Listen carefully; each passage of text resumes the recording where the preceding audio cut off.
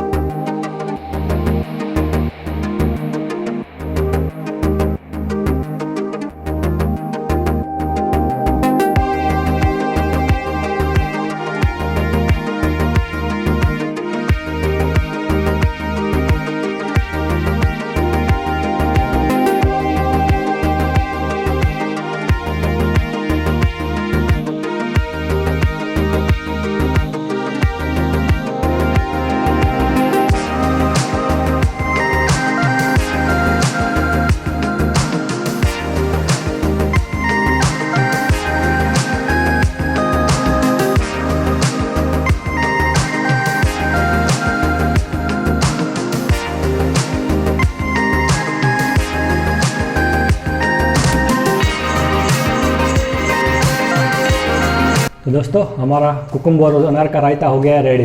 एकदम mouth watering लग रहा है ना, एकदम डिलीशियस बना है दोस्तों। आप भी ज़रूर बनाइएगा ये रेसिपी।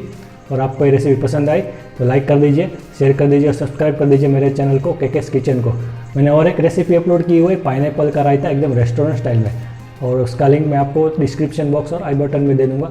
आप वो भी देखिए, ज़रूर बनाइएगा। Thank you for watching. जुड़े रहिए मेरे चैनल के साथ, केकेस किचन के साथ। Thank you.